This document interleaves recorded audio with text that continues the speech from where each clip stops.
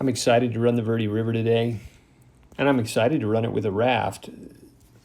Today's trip is kind of an experiment. I want to see if it's worth running it with a raft. I've run a number of the rivers in Arizona and southern Utah, and rafts are a lot of fun in faster, wider rivers. And the Verde River is not wide, and unfortunately this year it's not fast. It's only flowing about 130 cubic feet per second on this trip. I've run this section at 125 and it was very slow, and today is very slow as well. So we'll see how it goes. This portion of the video shows the difference between the raft and the kayak. The kayak, of course, slices right through the water. The raft has to be paddled, so the raft is great when you're in moving water, but requires quite a bit of paddling when you're in slow water or low water or still water like we're in right now.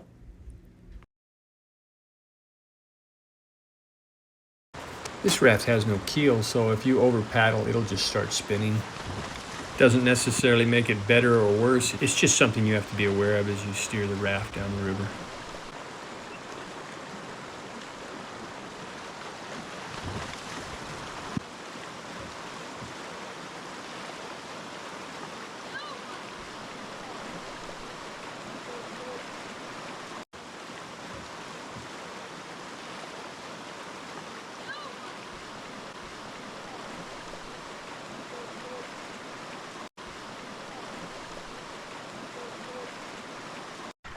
As you can see here, the river is shallow.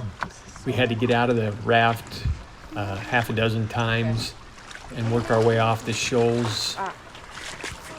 Sometimes it was just our poor steering ability, but in most cases the river is just too shallow this year. Something else you need to be aware of with the raft is there's a lot of narrow sections on this river. And in a kayak, you can just slice right through them. But in a raft, you have to be almost perfect in those narrow sections, or you'll run into the low-hanging branches that are coming across the river, or hit the rocks in these shallow rapids. If the river was higher and wider and faster, none of those would be a concern.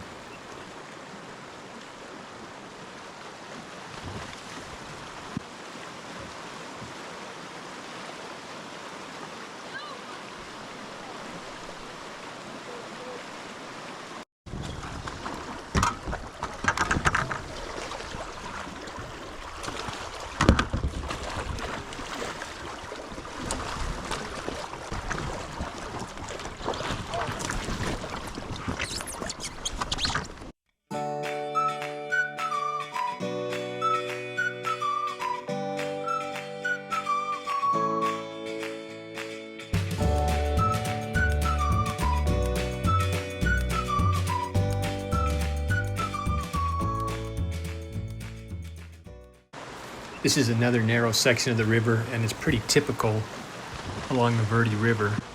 As you can see, these boys had to execute it perfectly for us to make it through without hitting the edges or hitting the shoals. I'll turn around so you can see what it looks like with one of the kayaks coming through it, but this was actually pretty difficult for the raft, but we made it just fine.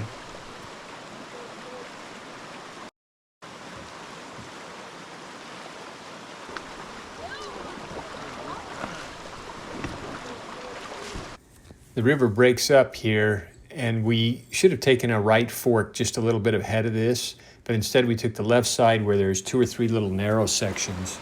In fact, they're way too narrow for the raft. You'll see we literally are touching both sides of the river as we're pushing this raft through and getting back into the main stream.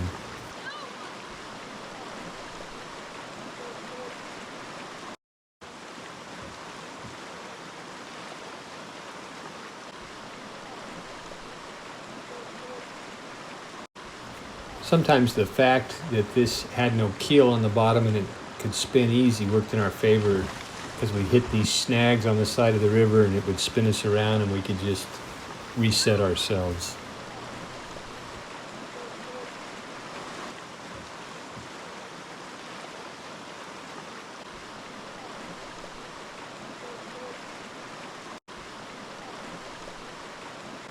Again, this rapid shows how much easier it is to maneuver with the kayak as opposed to the raft. It's just too shallow. In a higher water level, This would be a fun little rapid in the raft, but at this low of a water level, you need a kayak or something quick and responsive.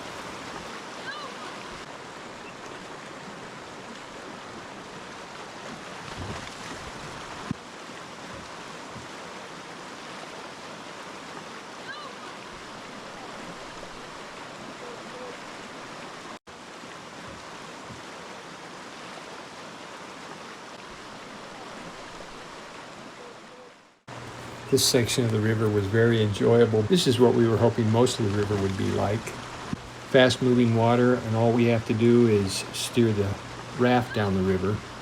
Unfortunately, we picked the wrong year for that. Water's a little low and slow.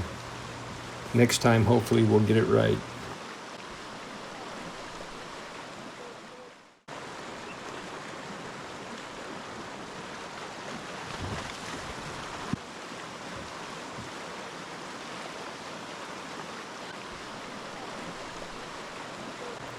We all thought this spillway was going to be a lot of fun to go over because of the amount of water that was flowing over it.